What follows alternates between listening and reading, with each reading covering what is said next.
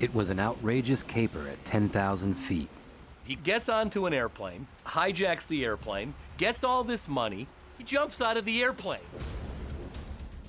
The only trace the perpetrator left behind was a note and a phony name, one that would become famous. D.B. Cooper obviously set the bar for hijackings, or skyjackings as they also came to be known.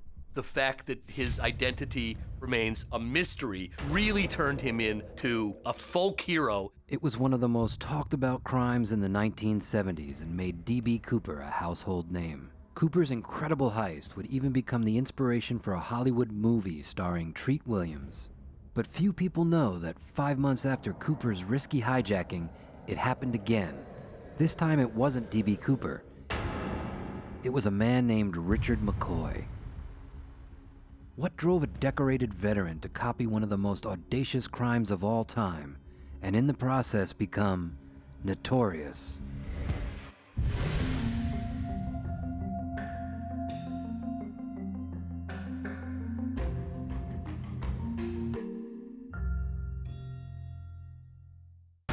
April 7th, 1972. Richard McCoy, a decorated Vietnam veteran, has just made a dramatic parachute landing from a moving jetliner in a cow pasture outside Provo, Utah, after successfully hijacking an airline passenger jet. As he lands and walks off into the night, he holds firm a duffel bag that contains his hopes and dreams, a way to a better life, all in the form of $500,000 in ransom money. For investigators, this successful mid-air hijacking was eerily similar to one that happened just 5 months earlier. In that incident on November 24th, 1971, it's a bustling Thanksgiving Eve at the Portland, Oregon airport. At the ticket counter, a man checks in under the name Dan Cooper and boards Northwest Orient Airlines Flight 305 to Seattle, Washington. The media would later dub the man D.B. Cooper. Today, if you go and try to purchase an airline ticket with cash, they're still going to ask you for all kinds of identity. In those days, you could literally walk up to the counter, hand cash over, they would hand you a ticket, and you walked onto the plane. There was never any question about identification in those days. Shortly after taking off, the man hands the flight attendant a handwritten note. It reads, "I want $200,000 by 5 p.m. in cash. Put it in a knapsack. I want 2 back parachutes and 2 front parachutes. When we land, I want a fuel truck ready to refuel. No funny stuff, or I'll do the job." Cooper opened his briefcase and showed the flight attendant what appeared to be a bomb. Luckily, none of the passengers saw it. Cooper instructs the flight attendant to return the note, wary of potentially incriminating evidence. He's hijacking an airplane with what looks like a bomb. For 2 hours, the plane circles the Seattle-Tacoma airport, while below the FBI scrambles to fulfill Cooper's instructions. While the hijacking is actually taking place, the pilots made a command decision, which is their right to do, and that is to not tell their passengers exactly what's happening. The last thing they needed in a situation in which a person may have had a weapon was somehow for the passengers to become upset and to cause a problem. Once the FBI gathers the cash and parachutes, Cooper instructs the crew to land the plane. The plane is refueled, and the money and parachutes are delivered on board. But their hands are tied. They can't get too close and risk Cooper detonating the bomb. Then, a surprise. 36 passengers got off the jetliner in Seattle, left aboard 4 crew members and the hijacker. Cooper allows all 36 passengers and 2 flight attendants to exit the plane. He keeps 4 members of the flight crew as hostages. Essentially, all we know about this guy is he hijacks the airplane, shows a bomb, has it land, he lets the passengers go, gets all this money, and then they take off again. That story's getting pretty interesting already. Cooper orders the plane to head toward Mexico City with detailed instructions that are crucial to his plan. Maintain an altitude of 10,000 feet, lower the flaps to 15 degrees, and fly at 170 knots, or about 200 miles an hour. 2 fighter jets tail the plane, but are unable to maintain such a low airspeed, hindering surveillance. These planes are designed to fly much faster, especially at cruising altitude.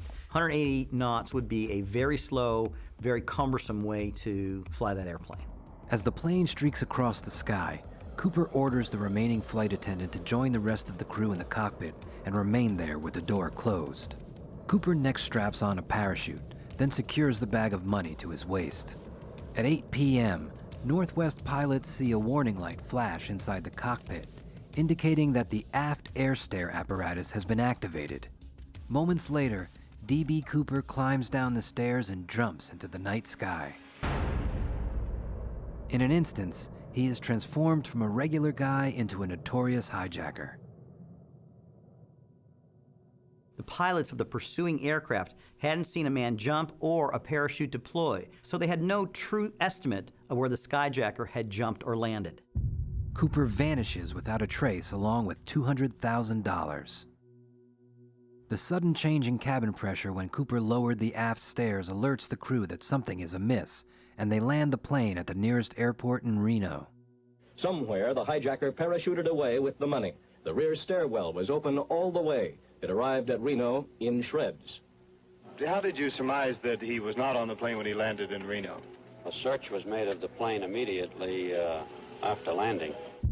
To find out what happened to Cooper, FBI agents debrief the flight crew. We gave the information to the authorities, and we just don't want to discuss it any further. After interviewing the Northwest crew, FBI agents conclude that Cooper made a daring mid-air parachute jump.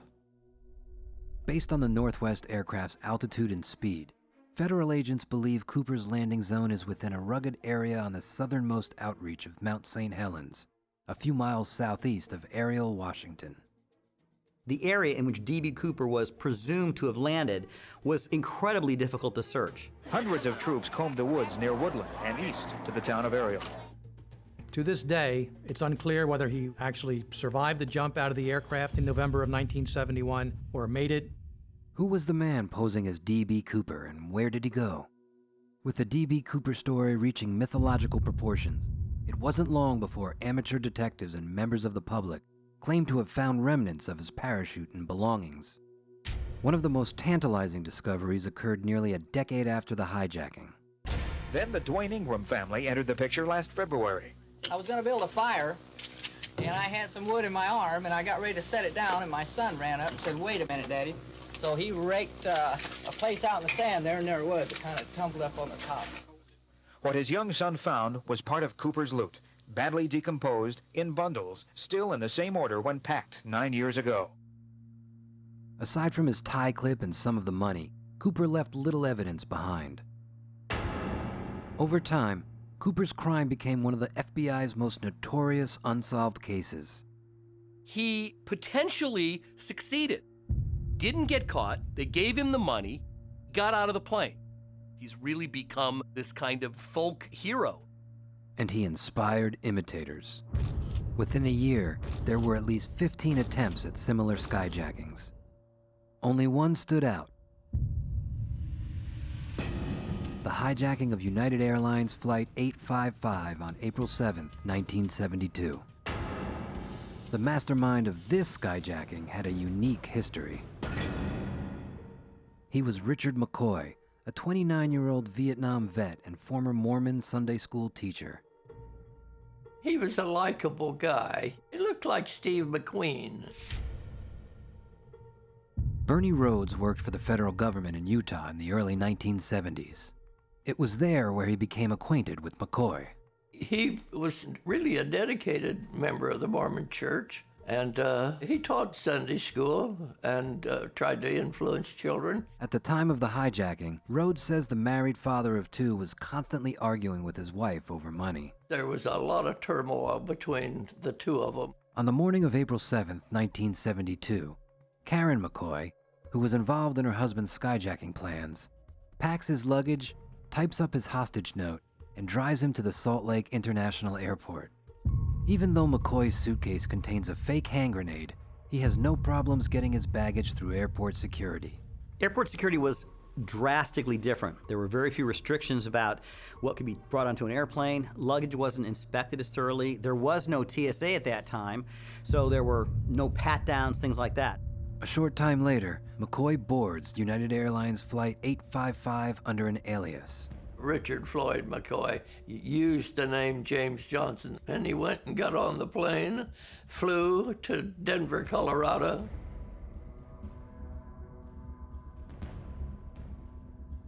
McCoy next buys a ticket to Los Angeles. Why would somebody fly into one airport and then immediately buy a ticket for another flight? Criminal behavior is not linear, meaning it doesn't go stepwise, do A, B, C, and D, because very often you do A and B and then something changes. And in the case with McCoy, he almost missed his flight. McCoy is surprised by the unexpectedly long ticket lines at the airport. He races through the terminal, barely making it on board the flight to Los Angeles. He was very nervous that he wasn't going to make the flight, and so he became jittery and actually frantic. McCoy boards the plane under his alias, James Johnson.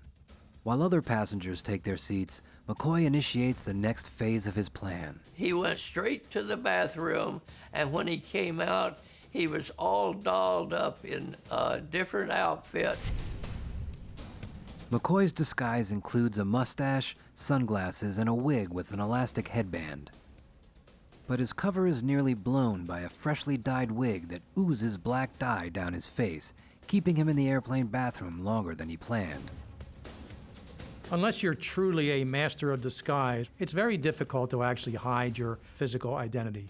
McCoy tried to do so on the day of his skyjacking and quite frankly failed rather miserably. Once in the air, McCoy hands a sealed envelope labeled hijack instructions to the passenger seated next to him. It reads, "Give this envelope to the girl and have her take it to the captain." Members of the flight crew would later tell authorities that McCoy acted as cool as a cucumber, like a man who was no stranger to danger. But was McCoy more than just a copycat hijacker? That's what would end up making him notorious. On November 24th, 1971, a man calling himself D.B. Cooper carries out the brazen hijacking of Northwest Orient Flight 305. Leaping into the cold night air with a parachute and $200,000 in ransom money, he was never seen again. Cooper's notorious feat was the inspiration for copycat hijackings, including the most famous one by Richard McCoy. It was also romanticized in songs and books, including the 1980 novel Free Fall, which was the basis for the 1981 movie The Pursuit of D.B. Cooper, starring Robert Duvall and Treat Williams. But on April 7, 1972, Richard McCoy's story was grounded in stark reality. He set in motion a plan almost identical to Cooper's. McCoy hands a sealed envelope labeled hijack instructions to the passenger seated next to him. It reads, "Give this envelope to the girl and have her take it to the captain." When the flight attendant arrives, the passenger gives her envelope with a handwritten message that says, "Grenade pin pulled, pistol loaded." Inside the envelope, she finds a hand grenade pin and a .45 caliber bullet. McCoy then hands her typed instructions for the pilot and a threat: meet his demands or he'd blow up the plane. He wanted the plane to change course. En route to Los Angeles, he had him to divert the plane to San Francisco because he was familiar with that area. He also wanted money and a way off the plane. He wanted an even $500,000 split into different types of denominations, and he also wanted 4 parachutes. As in the D.B. Cooper skyjacking, the passengers are unwitting hostages, so FBI agents in San Francisco have little choice but to gather the money and parachutes McCoy wanted. McCoy is a Vietnam veteran, helicopter pilot, and avid skydiver. In fact, McCoy is so experienced that he knows the FBI parachutes likely included tracking devices. He'd never planned to use one of the FBI parachutes and had only wanted to throw them out of the plane as a diversion. To get to the ground, McCoy had packed his own parachute.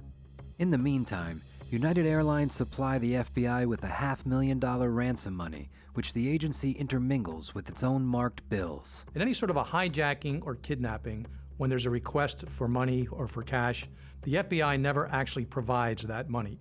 It's up to the victim, be it a person or a company, to get the money him or herself. The FBI has what's known as show money, where some bills are already marked, some bills are already recorded, and it may be in a case or a satchel with some kind of a homing device. As the aircraft made its approach to San Francisco International Airport, agents were already in place. The hijacked United Airlines Flight 855 lands in San Francisco. SWAT teams and other personnel were located around the airport and made sure they had full view of the aircraft itself. With so many hostages' lives at stake, law enforcement had to be careful of every move they made. The ultimate goal was first to get all the passengers off. They didn't want any hostages on board the aircraft. McCoy's instructions direct the captain to park at runway 19 left to refuel. His instructions also stipulate that his handwritten note should be returned to him after being read. McCoy doesn't want to leave any trace of evidence. Meanwhile, parachute rigger Perry Stevens finishes packing the skydiving gear just as McCoy requested. The money and the parachutes were handed over, and now they're waiting for the next step for it to take place. His demands met, McCoy orders the passengers off the plane. However, like Cooper, McCoy keeps some hostages.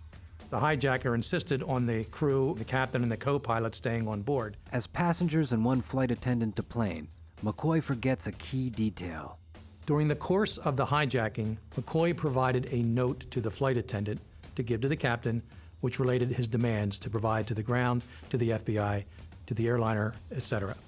In all the excitement, apparently McCoy forgot to ask for that note back from the flight attendant as she hid it on her person. McCoy leaves a crucial piece of evidence behind, his handwritten note, which the flight attendant keeps, but he has bigger things to worry about. He is betting he can parachute from the plane and elude the authorities before they close in on him. The prize for success is $500,000 in cash. Just before 8 p.m., hijacked Flight 855 returns to the sky, but problems arise immediately. A turbulent ascent causes McCoy's backup chute to deploy. Now, he has to rely on one of the FBI's parachutes. Meanwhile, after examining the ransom money, McCoy tells authorities that he will be leaving explosives behind on the plane when he parachutes out. If he is followed, he will detonate the explosives. He didn't want to be followed or pursued by other aircraft. Nonetheless, the FBI still put aircraft behind the jetliner to make sure they could have a visual on it during the entire flight. And even though the passengers were off the flight, they still had a crew on board. They didn't want to lose those folks either. Like D.B. Cooper, McCoy supplies the pilot with a flight plan. This one sends the plane on a southwest course towards Nevada. Similar to Cooper's instructions, McCoy instructs the pilot to fly at a slow speed of 200 miles per hour and an altitude of 16,000 feet. Finally, McCoy orders all 4 remaining crew members into the cockpit and kills the lights in the cabin. Once McCoy is alone in the cabin, he puts on a jumpsuit, helmet, and parachute. McCoy then affixes the large duffel bag of money to his body and lowers the staircase into position. Just like D.B. Cooper had done, McCoy wanted to make his jump from the aft stairs for what was clearly the biggest jump of his life. The stakes are high, but McCoy has seen action in Vietnam. He isn't about to turn back. Chances of making it through a jump like that and living to tell about it are really pretty remarkable. And then he launches his body into the darkness. In nearly every respect, the mid-air heist is almost identical to D.B. Cooper's skyjacking of Northwest Orient Flight 305 5 months earlier. For law enforcement investigators, that similarity is an uncanny coincidence, or is it something more than that?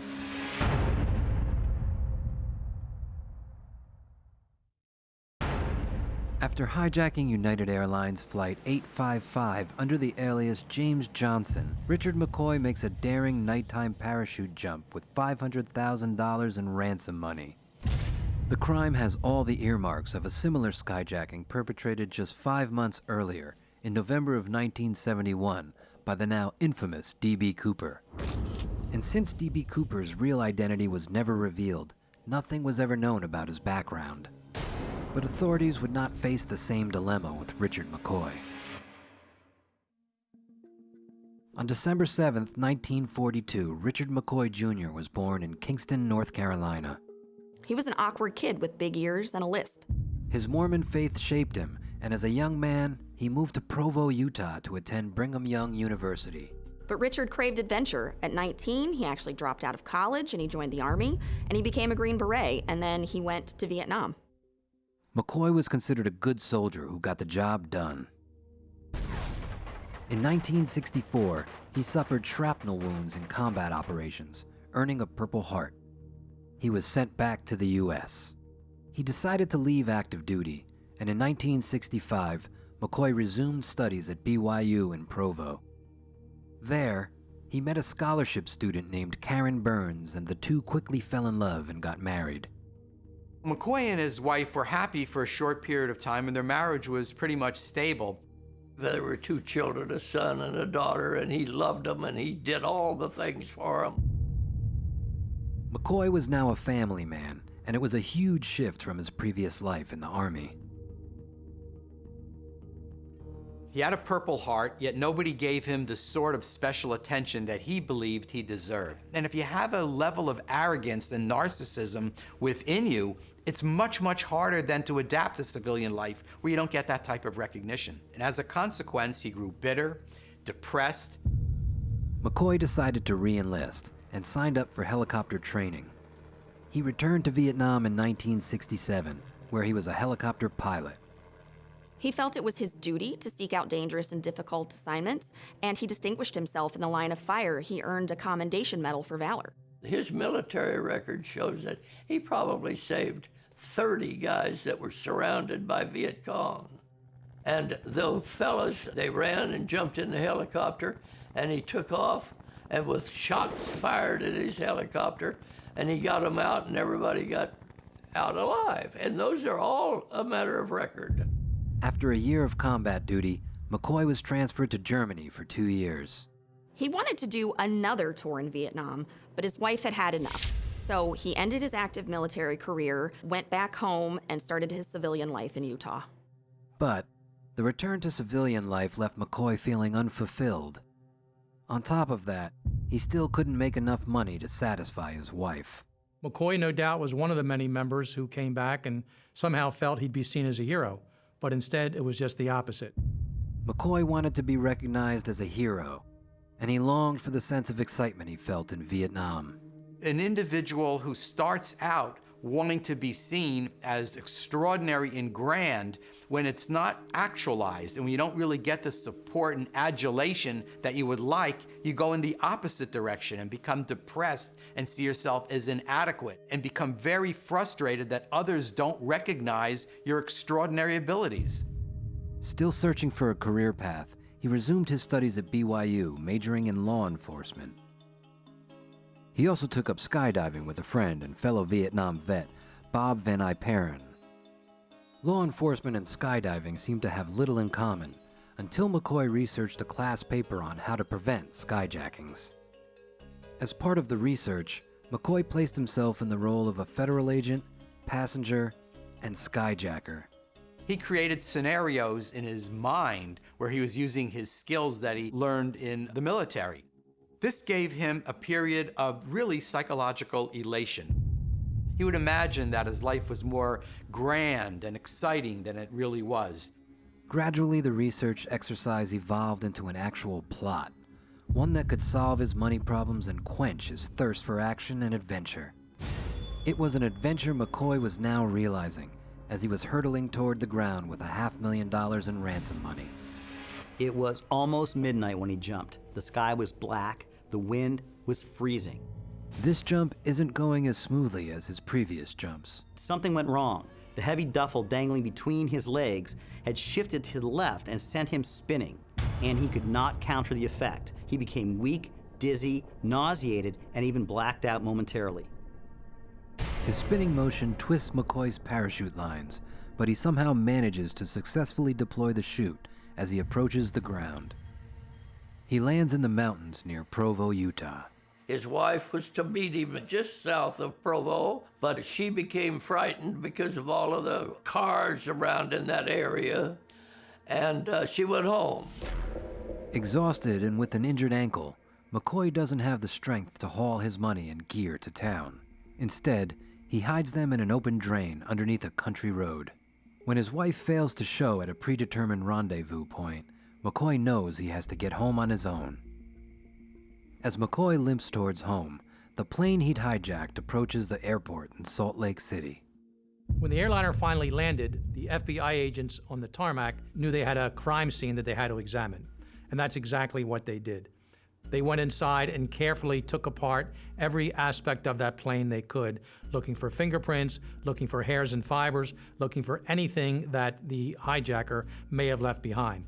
They knew that may be the strongest clue to finding out just who this person was.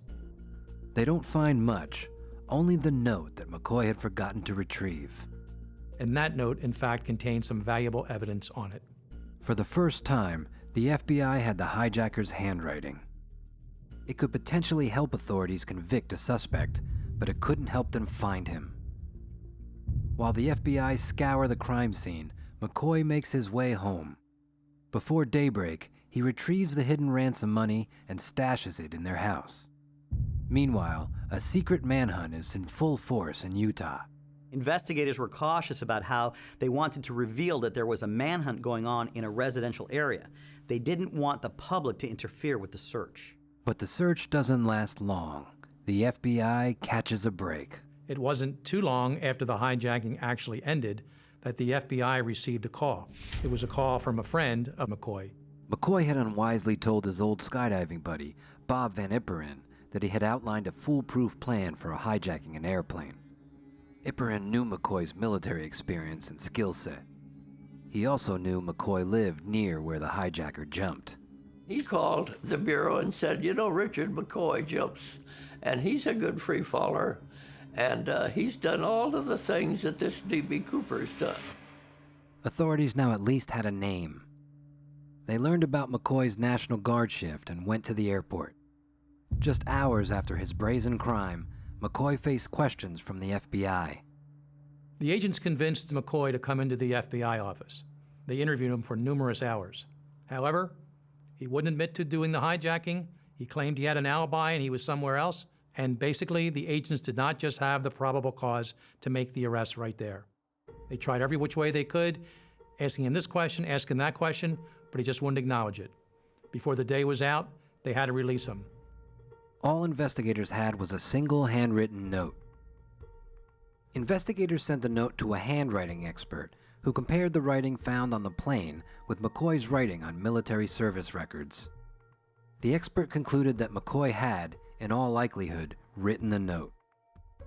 To make an arrest, the FBI felt it needed more evidence, and once again they were in luck. One of the witnesses on the aircraft happened to remember that the person sitting in that seat picked up a magazine and was reading it before the actual hijacking took place. Did the hijacker carelessly leave his prints on a magazine back on the plane? It might be the crucial piece of evidence authorities needed. In the 1960s, Richard McCoy had joined the Army, become a Green Beret, and served in Vietnam. But when his tour of duty ended, he returned to a divided nation, as well as the financial stress of supporting a wife and 2 kids. To solve his problems, Richard devised an audacious plan, a risky scheme that would forever make him notorious. In April 1972, McCoy, armed with a pistol and a grenade, skyjacked a commercial flight, successfully parachuting out of the plane with $500,000 in a duffel bag. Richard did it for money, and $500,000 can bring an awful lot of respect. Bernie Rhodes is the author of D.B. Cooper, The Real McCoy, a book that makes the startling claim that Cooper and McCoy were one and the same. We outlined 23 different pieces of evidence connecting Richard McCoy to the first airplane hijacking where the name Cooper was used. Rhodes' most powerful piece of evidence is that he says he disproved McCoy's alibi, that the day after the Northwest hijacking he was in Provo, Utah, sitting down to Thanksgiving dinner with his wife. No, he wasn't in Provo, because we have evidence that he purchased gas at Power Thrust service station close to the airport in Las Vegas, Nevada, and signed his name for the gas certificate. But for authorities, the D.B. Cooper mystery was less important than the case at hand. The skyjacking of United Airlines Flight 855, they had a suspect, Richard McCoy. The problem was they didn't have enough evidence to make an arrest. McCoy just hijacked an airplane and he got away with it. He felt confident and he really didn't see the need for hiding evidence. As far as the rest of the world was concerned, from his point of view, he was just some average person from Utah. He made it through the hard part, which was jumping out of the airplane with the money, and he was in the clear. But McCoy had made a critical error. One of the witnesses on the aircraft happened to remember that the person sitting in that seat picked up a magazine and was reading it before the actual hijacking took place. Investigators examined the magazine and found fingerprints. Fingerprint specialists determined that a latent print on the magazine matched a print taken from McCoy during his time in the Army. It was the break they needed. Once the fingerprint match was made at the FBI laboratory, the agents went about getting an arrest warrant for McCoy and a search warrant for his home. On April 9, 1972, 2 days after the hijacking, Richard McCoy was arrested and charged with aircraft piracy and interfering with the United Flight 855. He was held without bond while authorities searched his house. The pistol was found used in the hijacking, the fake hand grenade was found, as well as just about all the money taken in the hijacking itself. That's what the FBI calls pretty good evidence of a crime found right in the house of the person they just arrested. McCoy, with concern for his 2 children at home, never mentioned that his wife was involved in the caper. As headlines announced that the money had been found, and a local man was the skyjacker, some investigators wondered if Richard McCoy could be D.B. Cooper in the flesh. McCoy and Cooper did share some qualities. D.B. Cooper was obviously someone who had experience with skydiving and/or parachuting. He certainly knew his way around an aircraft. It's very possible Cooper had a background in the U.S. military. We look at the D.B. Cooper episode and somebody commandeering an airplane and then jumping out the back and parachuting into wilderness. You look at that and you say to yourself, well, how many people could there possibly be that had that background? McCoy's trial began on Monday, June 26, 1972. Over 4 days, the jury heard a stream of damning testimony. A ticket agent said McCoy had bought a ticket on the hijacked flight under the name James Johnson. An FBI handwriting expert said the hijacker's note matched writing found in McCoy's Army records. And, of course, McCoy's fingerprints were on the magazine the hijacker had leafed through. When it was revealed that nearly $500,000 of the ransom money was found in McCoy's home, his fate was sealed. After just 2 hours, the jury found McCoy guilty of aircraft piracy. McCoy was given a 45-year sentence. But to his surprise, in prison, McCoy had the status of a celebrity inmate. The inmates saw him as a hero. The correctional officers thought he was a cool guy for the crime he almost got away with. And there was always media and TV show type of request to interview the man. If he didn't accomplish much in his life prior to this hijacking, he certainly felt like a celebrity now. He liked that type of status. The cause of his depression was that he hadn't been seen as a hero for his war efforts. Now he was given a great deal of attention in the institution, and he really liked it. At Pennsylvania's Lewisburg Federal Prison, McCoy met Melvin Walker, who had once escaped from police custody using a key he had fashioned himself. 2 United States Marshals were transporting him from Atlanta to Louisville. He had the key in a toothpaste package. He got the key out and he unlocked handcuffs, the belly chain, the feet. Walker managed to get his hands on one of the marshal's guns. He ordered them to drive him into the wilderness, where he made his escape. But Walker was quickly caught and returned to prison. Now, he and McCoy began to talk about another escape. McCoy hoped to win an appeal by challenging the warrant investigators had used to search his home, but it wasn't going well. His lawyers went about filing appeal after appeal in an attempt to reduce his sentence or have him acquitted completely. However, none of them worked. The 45-year sentence was standing. As a probation officer at Lewisburg Federal Prison, Bernie Rhodes was assigned the task of interviewing the hijacker and getting insight into his state of mind. He told me, I cannot serve 45 years. I can't serve and be eligible for parole in 20 years. My children will be grown, they'll be gone, they'll be married. With his hope for a reduced sentence gone, McCoy had nothing to lose. he and Walker made a plan. The two men were very resourceful. McCoy's creative thinking came from his time in the Army when he was put in situations where he had to use the resources that he had around him to save his life. He believed that he was doing just that in prison. The plan was simple, but incredibly dangerous. Armed with a fake gun, they would wait in the prison yard for the right moment to hijack a garbage truck as it went through the inner prison gate. In preparation, they regularly ran wind sprints past the guard tower, normalizing their behavior for the guards. They would run and laugh, and one would beat the other one, and he'd sweat and fall over and it'd get their attention up in the guard tower, and the guards would look in amusement at these two guys. Busting out of prison was one thing, but eluding authorities once they escaped was another. Plus, they needed a hideout. Luckily, Richard had an ace in the hole, his wife, who frequently visited him at the prison. Richard's wife brought him money and brought him plans and gave him exact instructions on how to get away. There was only one part of the plan left. They needed a gun, or at least something that looked like a gun. McCoy, who worked in the prison's dental office, managed to smuggle out a container of plaster of Paris, which was used to make dental molds. With the material from the dental office, Melvin Walker made the pistol. On August 10th, 1974, armed with the phony pistol, McCoy, Walker, and two other inmates execute their plan to hijack a garbage truck. They worked their way closer to the guard tower, and when the garbage truck came in, they were behind it, so the guard could not see them. This is their moment. They jump in the truck.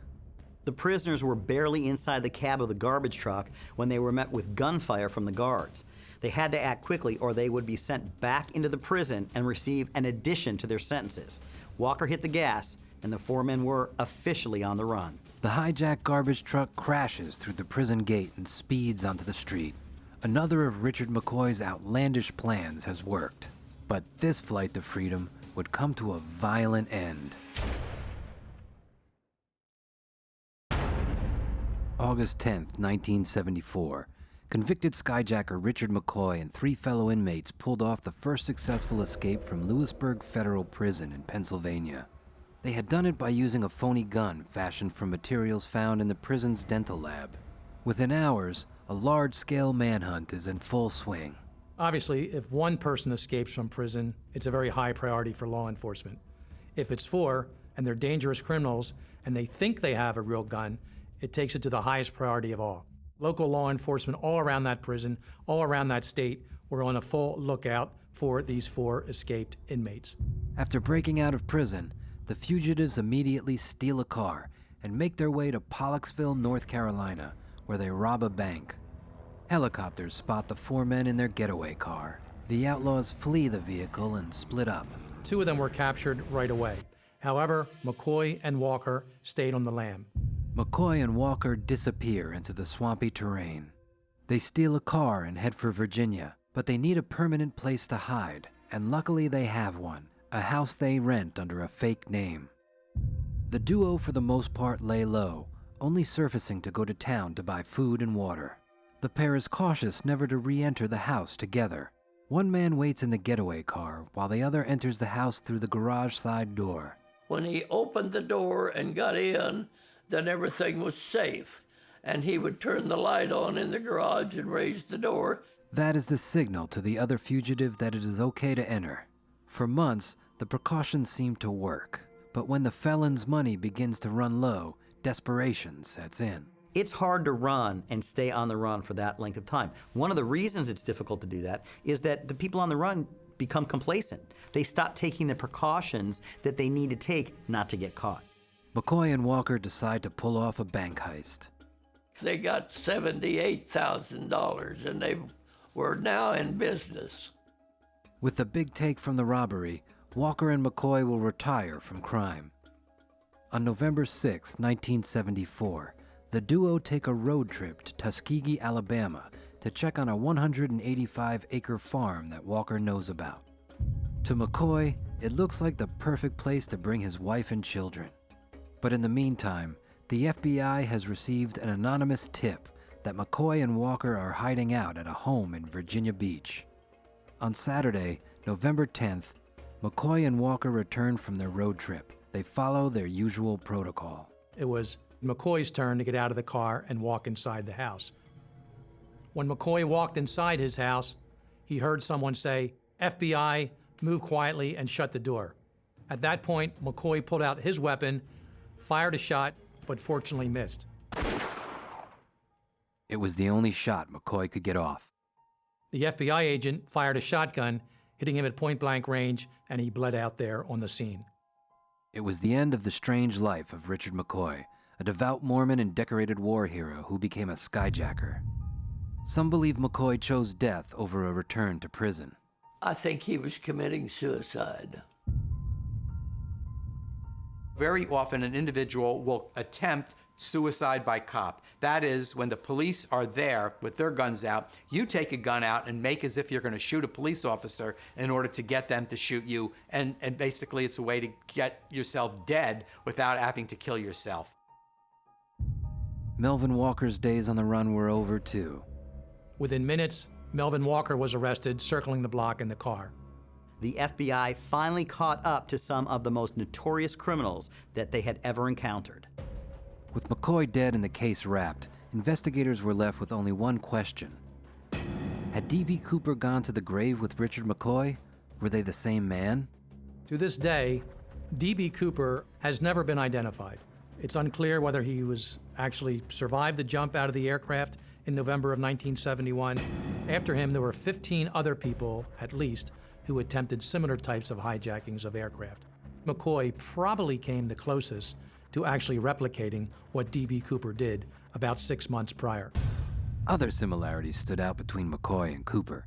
McCoy looked like the sketch of Cooper, and a relative of McCoy said the mother-of-pearl tie clip investigators found after Cooper's heist belonged to McCoy. Then there were McCoy's National Guard duty records. Showing his known location the week of Cooper's hijacking gave him the opportunity to carry out the crime. Whether or not McCoy was D.B. Cooper, I don't think is going to be demonstrable. So, was Richard McCoy the infamous D.B. Cooper? The world may never know, but their crimes have become legends that continue to fascinate. The public likes somebody that could pull the wool over the FBI. We like the idea that somebody kind of got away with something like that. It creates an American legend. It just adds to the legend to speculate about whether McCoy and Cooper are one and the same.